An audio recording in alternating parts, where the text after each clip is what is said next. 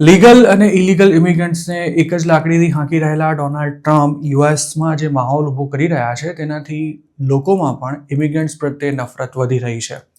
આવા જ એક કેસમાં હાલ યુએસમાં ભણતા એક ઇન્ડિયન સ્ટુડન્ટે પોતાને થયેલો રેસિઝમનો અનુભવ સોશિયલ મીડિયા પર શેર કર્યો છે. શ્રીરામ મણિ નામનો આ ઇન્ડિયન કોલંબિયા જર્નલિઝમ સ્કૂલમાં ભણે છે. શ્રીરામ જે અપાર્ટમેન્ટમાં રહે છે ત્યાં જ રહેતી એક મહિલાએ તેની લિફ્ટ પાસે જોતા જ એવો સવાલ કર્યો હતો કે ટ્રમ્પે હજુ સુધી તમને લોકોને ડિપોર્ટ નથી કર્યા.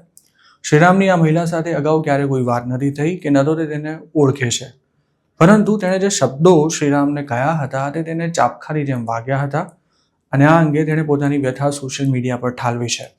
શ્રીરામે જણાવ્યું છે કે પોતે પહેલાં તો એ જ નહોતો સમજી શક્યો કે ડિપોર્ટેશનની વાત કરનારી મહિલા સિરિયસ છે કે પછી તેને ટોણો મારી રહી છે. આ મહિલાને જવાબ આપતા શ્રીરામે એવું કહ્યું હતું કે હું પણ રોજ એ જ વિચાર સાથે ઉઠું છું કે હજુ સુધી હું ડિપોર્ટ કેમ નથી થયો. તેના પર આ મહિલાએ એ તો આપણે જોઈ લઈશું એમ કહ્યું હતું અને ત્યાંથી તે નીકળી ગઈ હતી. પોતાની સોશિયલ મીડિયા પોસ્ટ પર શ્રીરામે જણાવ્યું હતું કે હવે તેને અમેરિકા આવીને એવું લાગી રહ્યું છે કે જાણે પોતે આ દેશમાં અને ન્યુયોર્ક સિટીમાં અનવોન્ટેડ આઉટસાઇડર છે. શ્રીરામને હજુ એવી આશા છે કે કદાચ તેની પાડોશીએ તેની સાથે મજાક કરી હશે, પરંતુ તેનું મન આ વાત સાચી માનવા તૈયાર નથી. અત્યાર સુધી કેનેડામાં રહેતા અનેક ઇન્ડિયન સ્ટુડન્ટ્સ પોતાની સાથે થયેલા આ પ્રકારના ભેદભાવની વેદના સોશિયલ મીડિયા પર શેર કરી ચૂક્યા છે, પરંતુ અમેરિકામાં આવું ભાગ્યે જ થતું હોય છે.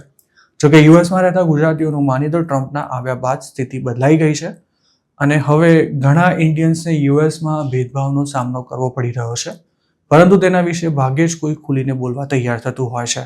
ન્યુયોર્કમાં રહેતા શ્રીરામને જેમ એક અમેરિકને ટ્રમ્પના નામે ટોણો માર્યો હતો તેવો જ અનુભવ કંટકીમાં એક સ્ટોરમાં કામ કરતા ગુજરાતીને થયો હતો, જેના વિશે તેણે આઈએમ ગુજરાત સાથે વાત કરતા જણાવ્યું હતું કે ટ્રમ્પ ઇલેક્શન જીતી ગયા તે દિવસે સ્ટોર ક્લોઝ કરી દીધા બાદ એક અમેરિકન બિયર લેવા માટે આવ્યો હતો, જે ન મળવા પર તેણે આ ગુજરાતી સાથે બોલાચાલી કર્યા બાદ એવું કહ્યું હતું કે ટ્રમ્પ પ્રેસિડેન્ટ બનતાની સાથે જ તમને બધાને લાત મારીને અમેરિકાની બહાર કાઢશે.